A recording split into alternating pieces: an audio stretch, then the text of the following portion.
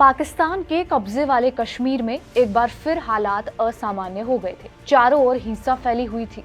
पाकिस्तान सरकार के खिलाफ लोग सड़क पर उतरकर प्रदर्शन कर रहे थे और आजादी के नारे पीओके में गूंज रहे थे। लेकिन पीओके में हो रहे इन प्रदर्शनों का कारण क्या था और उनकी क्या क्या मांगे थी जो अब सरकार ने मान ली है, ये सब बताएंगे हम आपको इस वीडियो में।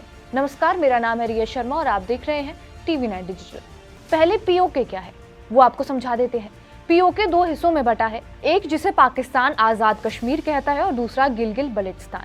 आजाद कश्मीर वाला हिस्सा भारत के कश्मीर से सटा हुआ है, जबकि गिलगित कश्मीर के सबसे उत्तरी भाग में लद्दाख से सटा हुआ है। दरअसल पाकिस्तान में ये प्रदर्शन Jammu Kashmir joint action committee के बैनर तले हो रहे थे। इन हिंसक प्रदर्शनों की वजह से एक पुलिसकर्मी की मौत और 90 से ज्यादा लोग घायल हो चुके थे।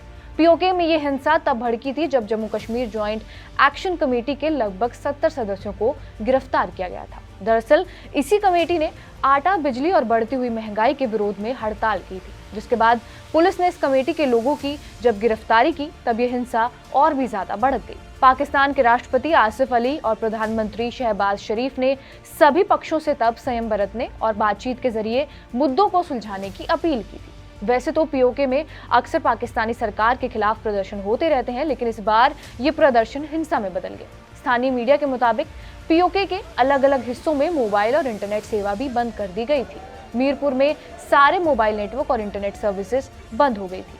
अपनी मांगों को लेकर अवामी एक्शन कमेटी ने शुक्रवार को ही शटर डाउन और चक्का जाम हड़ताल का ऐलान किया था।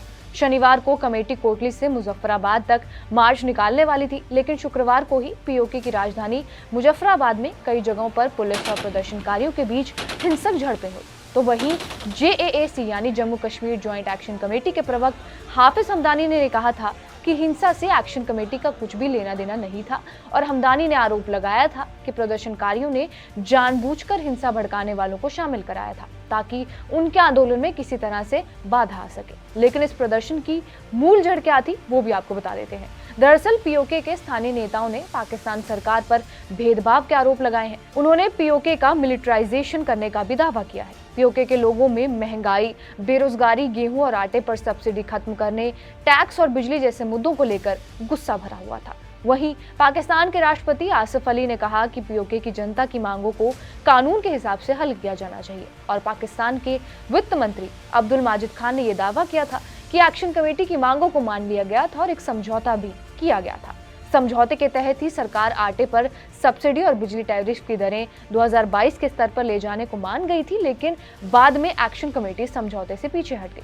पीओके के प्रदर्शन में बिजली भी एक अहम मुद्दा रहा था। पाकिस्तान की 20% बिजली पीओके के मंगला डैम से पैदा होती है। इसके बावजूद भी पीओके के लोगों के अनुसार उनकी जरूरत की 30% बिजली उन्हें मिल पाती है और इसका ज्यादातर हिस्सा पाकिस्तान के पंजाब प्रांत के पास चला जाता है। इसके अलावा पीओके में इंफ्रास्ट्रक्चर की भी भारी कमी है ही। जो कुछ भी बना हुआ है उसका इस्तेमाल पाकिस्तानी सेना करती है और महंगाई। इधर आटे जैसी जरूरी चीज पर भी सब्सिडी नहीं दी जाती। इसके अलावा स्थानीय सरकार से भी लोग काफी नाराज हैं।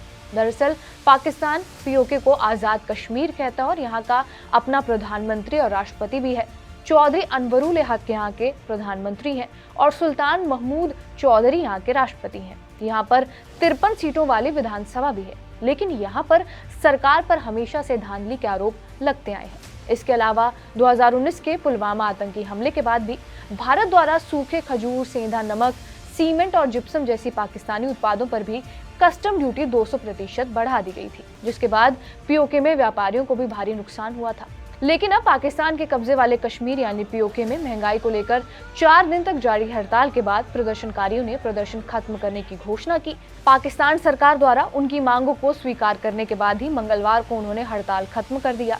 सरकार ने इसी के साथ एक बड़े राहत पैकेज का भी ऐलान किया। दरअसल क्षेत्र में बिजली बिल, टैक्स और आटे की कीमतों में भारी वृद्धि के लेकर स्थानीय लोग पिछले 4 दिनों से लगातार प्रदर्शन कर रहे थे और इसी बीच मुजफ्फराबाद में प्रदर्शनकारियों और सुरक्षा कर्मियों के बीच झड़प के कारण स्थिति तनावपूर्ण हो गई थी। इसी झड़प में 3 लोगों की मौत हो गई और जबकि 6 लोग घायल भी हो गए थे। प्रधानमंत्री शहबाज शरीफ ने पीओके के नागरिकों के लिए 23 अरब पाकिस्तानी रुपए सब्सिडी पैकेज की घोषणा की है। बहरहाल आपका इस वीडियो पर क्या कुछ कहना है हमें कमेंट बॉक्स में जरूर बताएं। बाकी देश और दुनिया की तमाम बड़ी खबरों के लिए बने रहे हमारे साथ TV9 डिजिटल पर।